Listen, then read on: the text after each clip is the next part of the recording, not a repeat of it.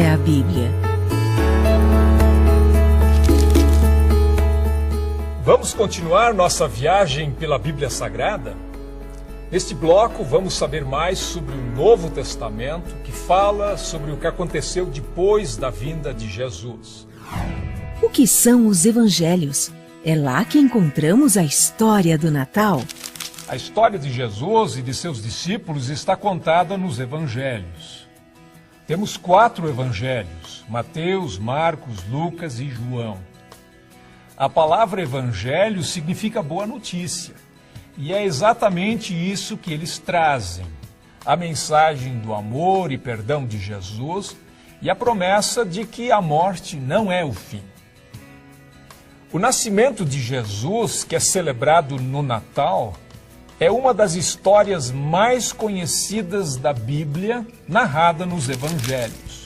Pelo Evangelho de Lucas, ficamos sabendo da visita de um anjo a Maria, que foi avisada que estava grávida de um menino, o Filho de Deus. O Evangelho de Mateus nos conta como José, futuro esposo de Maria, recebeu de um anjo a missão de cuidar de Maria e do menino Jesus. Lucas nos conta que Jesus nasceu em Belém e que Maria usou uma manjedoura como berço. Mateus fala sobre a visita dos magos do Oriente e sobre a fúria do rei Herodes. Por causa disso, José fugiu com a sua família para o Egito. Os evangelhos também contam do trabalho de Jesus como pregador e os muitos milagres que ele fez durante suas andanças pela terra de Israel, especialmente na região da Galileia. Durante essas pregações, Jesus levava às pessoas sua mensagem de amor e muitas coisas que ele disse estão registradas. O que são as parábolas? Seriam o mesmo que fábulas? Vários ensinamentos de Jesus são dados por meio de pequenas histórias, chamadas de parábolas. Algumas pessoas confundem parábola com fábula, mas existe uma diferença. As fábulas tendem para a fantasia, enquanto as parábolas de Jesus são realistas, tiradas do cotidiano das pessoas. Além disso, as fábulas têm um ensinamento moral, ao passo que as parábolas de Jesus dão destaque à mensagem do reino de Deus. Entre as parábolas mais conhecidas está a da ovelha perdida, que é recuperada pelo pastor com muita alegria. Jesus contou essa parábola para explicar por que ele se misturava com pecadores e gente de má fama, perdoando os seus pecados. Esse também é o tema da parábola do filho pródigo, que depois de gastar todo o dinheiro que recebeu como herança do pai, volta para casa triste e esfomeado. A alegria do pai que o recebe com festa representa a alegria de Deus, sempre à espera dos que voltam para ele. A história do bom samaritano que não hesita em ajudar uma pessoa maltratada foi usada por Jesus para mostrar o que é a compaixão e o que significa amar o próximo. Os evangelhos também falam sobre a Páscoa. A Páscoa celebra a ressurreição de Jesus, e esse é um dos principais temas dos evangelhos. A última parte da vida de Jesus e a maneira como ele morreu, dando a vida pelos homens, são muito importantes. A semana que antecede a Páscoa é chamada de Semana Santa. No domingo antes da Páscoa, os cristãos lembram a ocasião em que Jesus entrou em Jerusalém montado num jumentinho, enquanto as pessoas o saudavam, acenando com ramos e estendendo as suas capas no caminho. Na quinta-feira seguinte, Jesus participou do último jantar com seus discípulos e já sabia que seria traído por um deles, Judas. Jesus incomodava os líderes religiosos da época, que mandaram os soldados prendê-lo. No dia seguinte, que é celebrado como Sexta-feira da Paixão, Jesus foi condenado à morte e crucificado, junto com 2 criminosos. No domingo, amigos que visitavam seu túmulo perceberam que ele estava vazio. Mais tarde, Jesus apareceu a eles. Estava vivo outra vez. É isso que se comemora no domingo de Páscoa.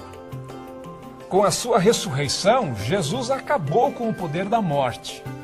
Esta mensagem é a fonte de esperança, especialmente em momentos difíceis, como a morte de uma pessoa querida.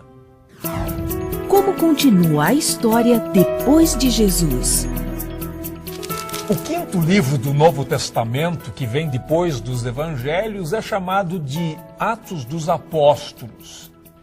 Ele conta o que os apóstolos, como eram chamados os seguidores de Jesus, fizeram depois que ele subiu aos céus.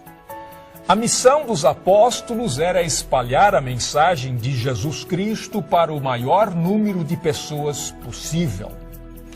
Pedro foi um deles, e ele imediatamente começou a falar para a multidão que estava em Jerusalém. Muitos seguidores de Jesus foram perseguidos por causa da fé que tinham. Entre eles estava Estevão, que foi apedrejado até a morte. Talvez o maior apóstolo de todos tenha sido Paulo. Fundou muitas igrejas e escreveu muitas das cartas que estão no Novo Testamento. Acabou sendo preso e foi levado para Roma, onde seria julgado. Mesmo preso, Paulo não deixou de escrever as suas cartas com conselhos, estimulando as pessoas a manterem a sua fé, apesar das perseguições. 13 cartas que trazem o nome de Paulo fazem parte do Novo Testamento. Além delas, o Novo Testamento traz cartas escritas por outras pessoas, em geral apóstolos, que orientam e ajudam os cristãos em assuntos relacionados com a fé e a vida. Muitas são dirigidas para grupos de cristãos que viviam em diferentes lugares, como as cartas aos Romanos, cristãos habitantes de Roma, Coríntios, habitantes de Corinto, Tessalonicenses, habitantes de Tessalônica e assim por diante.